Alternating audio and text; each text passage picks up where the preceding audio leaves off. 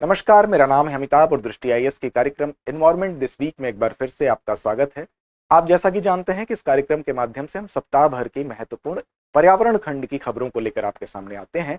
तो चलिए देखते हैं कि इस सप्ताह की महत्वपूर्ण खबरें कौन सी हैं। शुरू करते हैं पहली खबर के साथ, दूसरी खबर के साथ और तीसरी खबर के साथ, जिसमें हम आपको इसका शीर्षक बताते हैं जिस पर हम डिस्कस करने वाले होते हैं।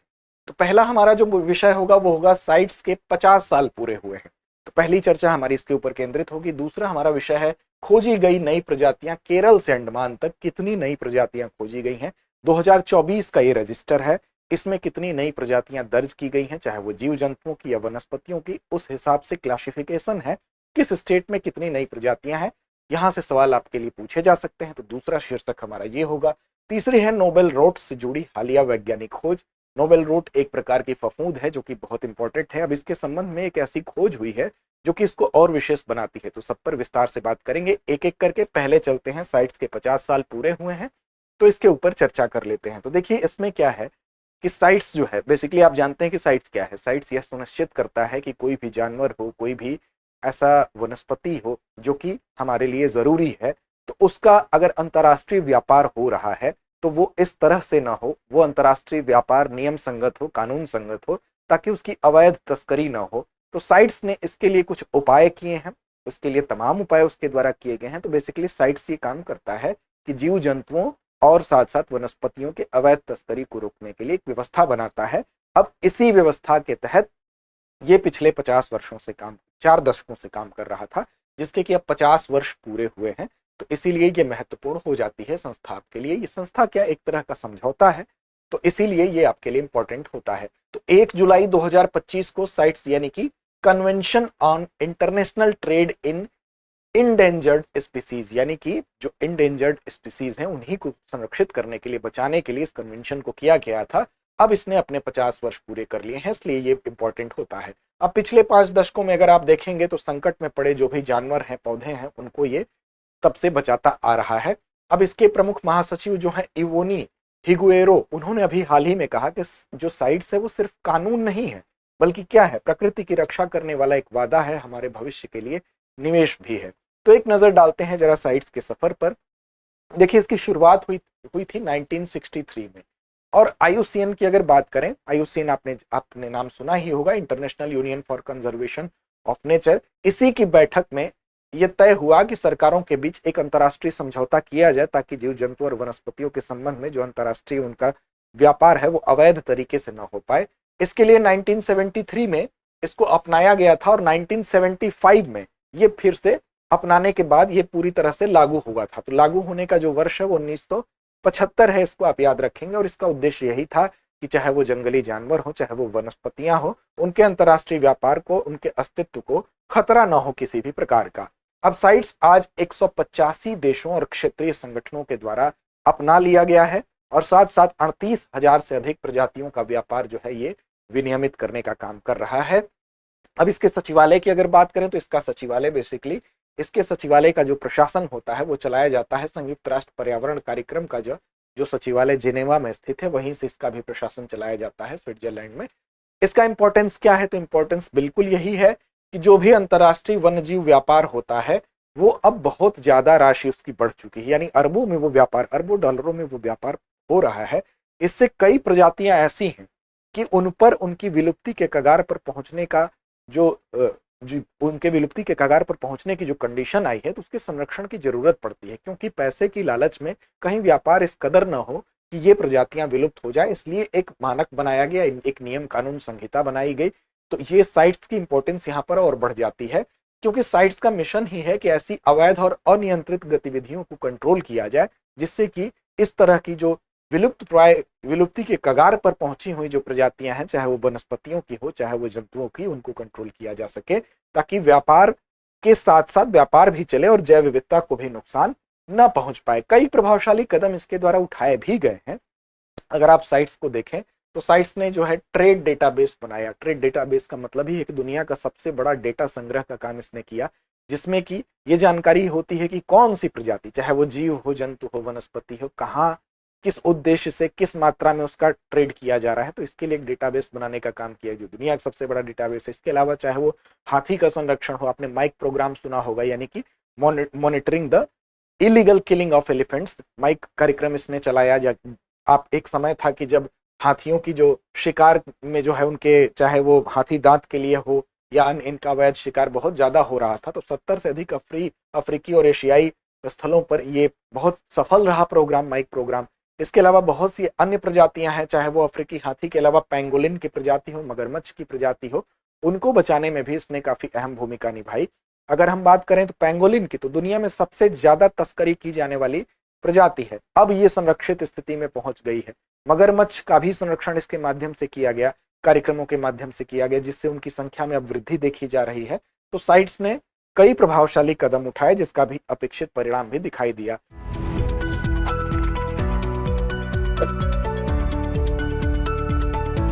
अब चूंकि जो व्यापार होता है वो क्या होता है, वो क्रॉस बॉर्डर होता है, यानी बॉर्डर के बाहर होता है। तो ऐसी दिशा में क्या होता है, बॉर्डर के जब बाहर होगा तो उसके लिए एक ऐसा कानून चाहिए जिसमें, वो कानून ऐसे तो बन नहीं पाएगा। एक देश ने अगर कानून बनाया और सीमा के पार कोई चीज चली गई, मान लीजिए भारत में कोई शिकार हुआ और वो चीज चीन में चली गई, तो इसके लिए क्या होगा कि भारत और चीन दोनों के बीच में एक सहयोगात्मक समझौते पर आधारित कोई समझौता हो, जिसपे नियम कानून डिसाइड हो। तो इसीलिए यहाँ पर चूंकि क्रॉस बॉर्डर व्यापार होता है, सीमा पार व्यापार होता है, तो एक अंतर्राष्ट्रीय निगरानी यहाँ जरूरी होती है। तो साइट्स इसलिए अकेले काम नहीं करता है, साइट्स क्या करता है, संयुक्त राष्ट्र के कई अंगों के साथ मिलकर काम करता है अलग अलग क्षेत्रों के लिए। अब जैसे उदाहरण के तौर पर FAO के साथ, यानी फूड एंड एग्रीकल्चर ऑर्गेनाइजेशन के साथ मिलता है, तो वो मछलियों और समुद्री जीवन के व्यापार को टिकाऊ बनाने के लिए काम करता है। ऐसे ही UNDP के लिए साथ अगर काम करता है तो पर्यावरण में युवाओं को जोड़ने के प्रोजेक्ट्स में यह हेल्प करता है। एस्केप के साथ काम करता है, economic and social commission for Asia and Pacific, तो एशिया प्रशांत क्षेत्र में तकनीकी व्यापारिक सहयोग को बढ़ावा देता है। तो इस तरह से ये काम करता है। अगली हमारी जो खबर है, जो न्यूज है, वो है खोजी गई नई प्रजातियां केरल से लेकर अंडमान तक, यानी कि भारतवर्ष में कुछ नई प्रजातियां, चाहे वो जीव जंतुओं की हो, फ्लोरा की और फौना की दोनों की हो, यानी जीव जंतुओं और वनस्पतियों दोनों की प्रजातियां हैं, तो उसके लिए एक जैविक डेटाबेस 2024 का, वर्ष 2024 का जारी किया गया है। अब इसमें 683 नई जीव जंतुओं की, यानी कि फौना जिसको कहा जाता है, उसकी प्रजातियां हैं, और साथ साथ आपको यहाँ पर 433 जो आंकड़ा दिखाई दे रहा है, ये फ्लोरा की प्रजातियां हैं, यानी वनस्पतियों की है। अब जो 400, इसकी अगर हम बात करें नई जो फौना की प्रजातियां हैं, तो 459 जीवों की इसमें नई प्रजातियां हैं, और 224 ऐसी हैं जो पुरानी हैं, उन्हीं को नए रिकॉर्ड के तौर पर शामिल किया गया है। 433 वनस्पति जो टेक्सा है, टेक्सा क्या होता है, तो टेक्सा की कंफ्यूज मत होइएगा, टेक्सा बेसिकली टेक्सान का बहुवचन है, उसको टेक्सा को कहते हैं। और टेक्सोनॉमी यानी कि वर्गीकरण जो प्रणाली होती है, उसी से जुड़ा हुआ यह शब्द है, जहां जीवों और वनस्पतियों को उनके गुणों और वर्गों के आधार पर क्लासिफाइड किया जाता है, वर्गीकृत किया जाता है। तो 433 वनस्पति टेक्सा में 410 नई प्रजातियां हैं और 23 इंफ्रा स्पेसिफिक टेक्सा यानी कि उप प्रजातियां शामिल हैं।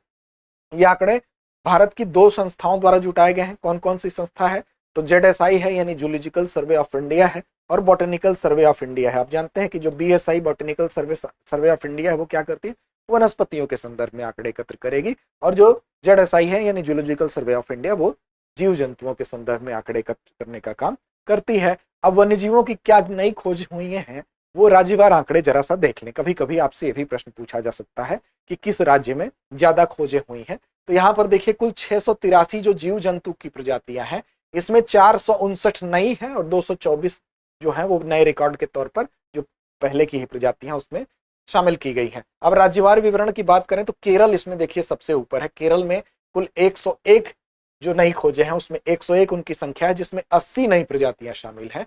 कर्नाटक की बात करें तो 82 यहाँ पर एंट्री है, जिसमें कि 68 नई प्रजातियां हैं। तमिलनाडु की तीसरे स्थान पर है 63, जिसमें कि 50 नई प्रजातियां। फिर अरुणाचल प्रदेश 72, जिसमें 42 नई प्रजातियां। इसके अलावा मेघालय 42, पश्चिम बंगाल 56 और अंडमान निकोबार द्वीप समूह में 43। तो ये यहाँ पर आपको राज्यवार कुछ आंकड़े दिखाए गए हैं। अब इसमें कुछ विशेष खोजें भी रही हैं, जिसकी हमने पिछले कुछ एपिसोड में चर्चाएं भी की हैं, उसको आप विस्तार से देख सकते हैं।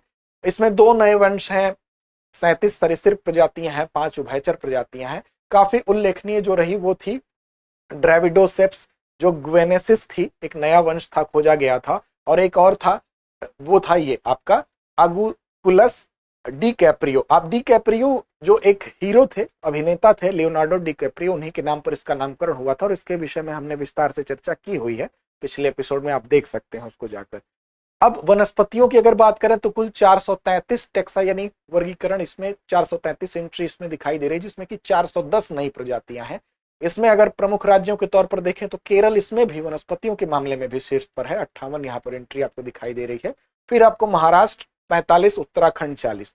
अब 2024 की नई पौधों की खोजों में अगर देखेंगे तो 154 एंजियोस्पर्म्स हैं, इसमें 4 टेरिडोफाइट्स हैं, इसके अलावा 15 ब्रायोफाइट्स हैं, 63 लाइकेन है, 156 कवक हैं, शैवाल भी यहाँ पर हैं 32 और सूक्ष्म जीव 9 खोजे गए हैं। तो ये डिफरेंट कैटेगरीज यहाँ पर दर्शाई गई हैं। फिलहाल दोनों ही श्रेणियों में आप देख रहे हैं कि केरल जो है उसकी स्थिति सबसे ऊपर है। अब भारत की जैव विविधता का इंपॉर्टेंस क्या है, तो देखिए भारत की जैव विविधता का इंपॉर्टेंस की अगर बात करेंगे तो भारत विश्व के 17 मेगा डाइवर्स देशों में जहां पर जैव विविधता ज्यादा है, समृद्ध है, उसमें भारत शुमार है। अब क्षेत्रफल के लिहाज से अगर आप देखेंगे तो भारत जो है विश्व के कुल क्षेत्रफल का केवल 2.4% ही कवर करता है, लेकिन अगर बायोडाइवर्सिटी के लिहाज से देखें तो विश्व की लगभग 8% प्रजातियां भारत में पाई जाती हैं। तो इस तरह से भारत जैव विविधता के लिहाज से 17 मेगा डाइवर्स देशों में अगर शुमार है तो हमारे लिए एक अच्छी बात है। अब तक 1,05,244 जीव जंतु और प्रजातियां, 56,177 वनस्पति प्रजातियां यहाँ पर दर्ज की जा चुकी हैं। और जूलॉजिकल सर्वे जो है ऑफ इंडिया है वो हमेशा हर साल क्या करता है, एनिमल डिस्कवरीज, और जो बोटेनिकल सर्वे ऑफ इंडिया है वो प्लांट डिस्कवरीज की रिपोर्ट प्रकाशित करता रहता है। जैव विविधता के प्रमुख हॉटस्पॉट के तौर पर जैसा कि आप जानते हैं कि जो पश्चिमी घाट हमारे यहाँ है, वेस्टर्न घाट और नॉर्थ ईस्ट इंडिया, ये दोनों ही रिच हैं। और 2024 की जो कुल खोजें हुई हैं उसके लिहाज से अगर बात करें तो इन क्षेत्रों का योगदान उसमें 35% है, यानी कि केवल पश्चिमी घाट और नॉर्थ ईस्ट जो इंडिया है वहां पर ही अगर मिला दिया जाए तो जो भी नई खोजें हुई हैं उनका 35% हिस्सा यही दोनों जगह कवर करता है। यह जैव विविधता केवल पारिस्थितिक तंत्र के लिए है नहीं, बल्कि हमारे इकोनॉमिक एस्पेक्ट से देखें आप, हमारे चाहे औषधीय गुण की वजह से देखें या जलवायु स्थिरता के लिए देखें, हर तरह से महत्वपूर्ण है। अगला हमारा जो है बड़ा इंपॉर्टेंट है और बड़ा दिलचस्प भी है, वो है आपका नोबेल रोड। अब नोबेल रोड के बारे में कुछ नई खोज हुई है, लेकिन नोबेल रोड के बारे में आपको जानना भी चाहिए, क्योंकि इसकी एक ऐसी खासियत है कि ये एक ऐसा फफूद है कि ये जब अंगूर पर लगता है तो उस अंगूर की वैल्यू बढ़ जाती है। अमूमन फफूद जो है कहीं पर लगता है तो क्या होता है, वो चीज खराब हो जाती है, लेकिन ये एक ऐसा फफूद है कि अगर इसको नियंत्रित परिस्थितियों में कहीं पर छोड़ दिया जाए कि चलो भाई तुम अपना काम करो, थोड़ा सा कंट्रोल करने की जरूरत पड़ती है, तो उस अंगूर पर, जिस अंगूर पर ये लगता है, उसकी कीमत बढ़ जाती है और उसको हाथ से चुना जाता है और उसके बाद उससे वाइन बनाई जाती है। क्या वो खासियत है, चलिए समझते हैं। दरअसल ये क्या है, जून 2025 में, पहले खबर को देख लेते हैं फिर इसकी विशेषता पर आते हैं। तो जून 2025 में जो यूनिवर्सिटी चीन की है, यहाँ पर यूनिवर्सिटी में क्या हुआ, ब्रिटिश कोलंबिया और कनाडा की एक यूनिवर्सिटी और साथ साथ चीन की जो है सिहुआन यूनिवर्सिटी, इन दोनों ने मिलकर क्या किया, एक खोज की। और इसमें ये अप्रत्याशित जैविक खोज के तौर पर इसको देखा जा रहा है। ये कहा जा रहा है कि जो बोट्रिटस सिनेरिया है, जिसको नोबेल रोड कहते हैं, और स्केलोरोटीनिया स्केलोरोटिओरम, ये दो हैं। अब इनमें ये कहा जा रहा है, दोनों ही फफूद हैं, कि इनमें कोई भी एकल नाभिक यानी न्यूक्लियस ऐसा नहीं है जिसमें गुणसूत्र जो है वो पूरे हो, क्रोमोसोम का सेट हो, यानी कि अधूरा सेट है। अमूमन ये माना जाता है कि जो न्यूक्लियस होता है उसमें क्या होता है, उसमें गुणसूत्र का पूरा सेट होता है, लेकिन यहाँ पर यह कहा जा रहा है हर कोशिका में आप जानते हैं कि 2 नाभिक होते हैं और एक ही जैसे पूरे गुणसूत्र सेट में वो डिवाइड होता है, क्योंकि विशिष्ट गुणसूत्रों को पहचानने, अब उसमें गुणसूत्रों को आप जानते ही कि गुणसूत्रों में उन्हीं के आधार पर जो है वंशानुगत चीजें आगे ट्रांसफर होती रहती हैं, क्लोनिंग भी जब की जाती है तो इनकी मदद ली जाती है। लेकिन यहाँ पर एक्सेप्शनल केस पाया गया, कोई भी एकल नाभिक ऐसा नहीं है जिसमें कि पूरे गुणसूत्र हैं, यानी कि इनकम्प्लीट सेट यहाँ पर पाया गया है। अब नोबेल रोड को समझते हैं, फिर आते हैं कि क्या प्रयोग हुआ और कैसे ये निष्कर्ष निकला है। तो देखिए नोबेल रोड की अगर बात करें तो वो ट्राइटिस सिनेरिया इसको कहते हैं और एक तरह का एक कवक है, फंगस है, ग्रे मोल्ड भी इसको कहा जाता है। अब देखिए ये अंगूरों पर लगता है और जब ये फंगस अंगूरों पर लगता है तो उसके बाद क्या करता है, अंगूरों की जो परत होती है उसको ये बेध देता है और बेधने के बाद अंगूरों के अंदर जो पानी होता है वो वाष्पित होने लगता है और जब पानी वाष्पित हो जाता है तो अंगूरों के अंदर जो शुगर होता है, जो उसके अंदर शर्करा होती है, उसकी मात्रा बढ़ जाती है और अंगूर हालांकि सिकुड़ जाएगा लेकिन सिकुड़ने के साथ साथ उसके अंदर जो शर्करा के बढ़ने की वजह से वो मीठे हो जाते हैं। तो ऐसी दशा में ये अंगूर जो होते हैं ये तो वैल्यूएबल हो जाते हैं, क्योंकि इनका स्वाद जो होता है बहुत ज्यादा सेंट्रलाइज हो जाएगा, और ऐसी दशा में इनको हाथ से चुना जाता है, फिर उससे वाइन बनाई जाती है, और ये वाइन काफी महंगी बिकती है। काफी फ्रांस में अगर बात करें तो ये आप देख सकते हैं यहाँ पर साउटर्न्स जो है फ्रांस में एक बनने वाली वाइन है, जो दुनिया की सबसे प्रसिद्ध मीठी वाइन है। इसी तरह से आप देख सकते हैं टोकाजी आजू, ये हंगरी में बनती है, ये भी इसी तरह की इसी फफूद की वजह से बनने वाली वाइन है। तो ये इसके इस गुण के कारण ही नोबेल रोट इसको कहा जा रहा है। ये जो वाइन है ये काफी उच्च कीमत में बिकती है। अब इस खोज के प्रमुख तत्व के तौर पर देखें तो इसका उद्देश्य ये था कि वैज्ञानिकों ने इस फफूद में क्या किया, म्यूटेशन लाने के लिए अल्ट्रावायलेट लाइट का प्रयोग किया, यानी कि डीएनए में इसमें क्या बदलाव होता है वो देखने के लिए अल्ट्रावायलेट जो है उसका यूवी लाइट का इसमें प्रयोग किया गया। और ये लोग उम्मीद कर रहे थे, ये आशा कर रहे थे कि जो इसका एस्कोपोर है उसमें दो नाभिक होते हैं, तो दोनों में समान गुणसूत्र होने की उम्मीद थी। ऐसी उम्मीद से यह प्रयोग किया गया। चूंकि आप जानते हैं एस्कोपोर क्या होता है, एस्कोपोर एक विशेष प्रकार का बीज जैसी ही कोशिका होती है, जो सेक्सुअल रिप्रोडक्शन होता है यानी यौन जनन होता है उसके बाद बनती है, और फफूंद की अगली पीढ़ी को जन्म देने वाली ये शुरुआती कोशिका होती है। तो यहाँ पर एस्कोपोर में दो नाभिक अमूमन होते हैं। तो यहाँ भी ये माना गया कि हर कोशिका में दो नाभिक होते हैं और एक जैसे गुणसूत्र में ये बटे होते हैं। लेकिन यहाँ पर मामला कुछ अलग दिखाई दिया। अब देखिए, अगर सामान्य परिस्थिति होती तो हर कोशिका में जो न्यूक्लियस होता है उसमें डीएनए होता है, यानी पूरे जीव की जो ब्लूप्रिंट या नक्शा होता है उसमें होता है। और कोशिका का नाभिक आप ले लीजिए और किसी निषेचित अंडाणु यानी एग सेल में उसको डाल दीजिए तो एक नया जीव बन जाएगा। यानी कि पूरा जीनोम जो है, कंप्लीट जीनोम किसी एक नाभिक में अगर होता है तो उससे क्लोनिंग हमारी संभव हो जाती है। लेकिन यहाँ पर एक्सेप्शनल कंडीशन ये है, यहाँ पर प्रयोग में यह सिद्ध हुआ कि इन कवकों में कोई भी एकल नाभिक पूर्ण नहीं है, कंप्लीट नहीं है, जिसकी वजह से उसकी क्लोनिंग जो है वो नहीं की जा सकती है। तो ये अपने आप में अब तक जो एक मान्यता चली आ रही थी कि एक नाभिक में एक कंप्लीट जो होती है गुणसूत्रों की संख्या होती है, उसकी वजह से उसकी क्लोनिंग की जा सकती है, यहाँ पर इसके विपरीत निष्कर्ष निकलकर आया है। अब वैज्ञानिकों ने प्रयोग क्या किया, तो वैज्ञानिकों ने मॉलिक्यूलर प्रॉब्स इस टाइप का एक प्रयोग किया, मॉलिक्यूलर प्रॉब्स का प्रयोग किया। विशिष्ट गुणसूत्रों को पहचानने वाले प्रॉब्स बनाए गए। इन प्रॉब्स को जो एस्कोपोर है यानी फफूद की संतान वाली जो कोशिका है उसी के अंदर डाला गया। अब ये क्या करते हैं, ये गुणसूत्रों को पहचानने का काम करते हैं। ये प्रॉब्स ये क्या होते हैं, डीएनए के छोटे छोटे टुकड़े होते हैं जो विशिष्ट गुणसूत्रों से जाकर चिपक जाएंगे ताकि पहचान हो जाएगी। अब हुआ क्या कि हर बार देखा गया कि कोई भी प्रॉब केवल एक नाभिक में चिपका नहीं देखा गया, बल्कि वो दोनों में नहीं दिखा, किसी एक में ही चिपका दिखा, दोनों में नहीं दिखा। दो नाभिक है तो दोनों में गुणसूत्र है तो दोनों से चिपकना चाहिए ना। लेकिन यहाँ पर क्या हुआ, किसी एक में ही जाकर ये प्रॉब चिपकते हैं। तो इससे पता चल गया, इससे सिद्ध हो गया कि जो गुणसूत्र हैं वो अलग अलग नाभिकों में बटे हुए हैं, कोई भी एकल नाभिक पूर्ण नहीं है, यानी एक ही नाभिक में वो पूरे कंप्लीट संरचना नहीं मिल रही है। कभी ये इधर जाके चिपक जा रहा है, कभी उधर जाके चिपक जा रहा है। तो इस बात से ये प्रमाणित हो गया कि यहाँ पर ये कंप्लीट संरचना जैसी चाहिए वो नहीं है। अब ये खोज क्यों महत्वपूर्ण है, तो ये खोज जैविकी यानी बायोलॉजी का एक जो मौलिक सिद्धांत है उसको चुनौती देती है कि हर नाभिक में पूर्ण जीनोम होता है। अब यहाँ पर ये बात प्रमाणित हो गई कि हर नाभिक में पूर्ण जीनोम नहीं है। किस बात से, किस पर प्रयोग से, तो बोट्रिएटिस और स्केल्डरोटिना के इस सिद्धांत यही दोनों फफूद जो है इस सिद्धांत का अपवाद प्रस्तुत कर दिए। इसकी वजह से ये बात पता चल गई। अब इसमें भविष्य में शोध की क्या संभावना है, तो नाभिक जो है उनके बीच में सहयोग कैसे होता है इसको जान सकते हैं, क्योंकि दो अगर अलग अलग नाभिक की क्वालिटीज है तो दोनों में सहयोग किस तरह से हो रहा है इस पर शोध किया जा सकता है। दो अपूर्ण नाभिक मिलकर कैसे एक पूर्ण जीव को बना रहे हैं इस पर शोध किया जा सकता है। वे मिलकर किसी तरह जीनोम की पूरी जानकारी साझा करते हैं, यानी कि वो दो अलग अलग जो, अगर ये माना जा रहा है कि जो जीन होता है क्या होता है, वो अमूमन सेट होता है, पूरा उसका पूरा ब्लूप्रिंट होता है। लेकिन अब ये नाभिक कोशिका का वो हिस्सा होता है जिसमें कि डीएनए मौजूद होता है, और जीव की आनुवंशिक जानकारी को वो क्या करता है, अपने अंदर रखता है। और गुणसूत्र डीएनए के लंबे धागे जिनमें कि जीन होते हैं, और गुणसूत्र एक विशेष कार्य या विशेष विशेषता को कंट्रोल करते हैं। तो अब ऐसी दशा में ये जब दोनों यहाँ पर गुणसूत्र अलग अलग दिशा में अलग अलग टाइप के हैं, दोनों नाभिक में एक तरह के नहीं है, तो ये जीनोम की पूरी जानकारी को किस प्रकार साझा करते हैं। तो ये सारी चीजें, इसकी संभावनाएं अब खुल गई हैं कि इस पर भी भविष्य में शोध किया जाएगा। तो फिलहाल ये हमारे 3 महत्वपूर्ण टॉपिक थे। अब बारी आती है अभ्यास प्रश्न की, और उसकी जिम्मेदारी आप पर छोड़ते हैं। पहला सवाल है साइट्स में की जो संधि हुई थी वो कब प्रभाव में आई थी? विकल्प आपके सामने है 1963, 1970, 1975 या 1980। इसको आपने ध्यान से सुना होगा तो बहुत आसानी से जवाब देंगे।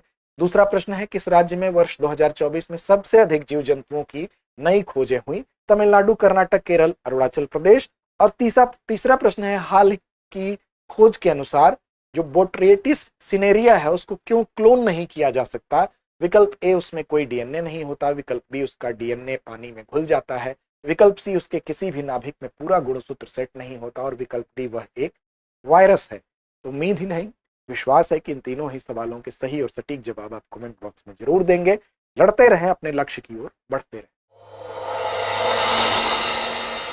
डियर व्यूअर्स, अपने एग्जाम की तैयारी को और बेहतर करने के लिए हमारे चैनल को लाइक, शेयर और सब्सक्राइब करना न भूलें।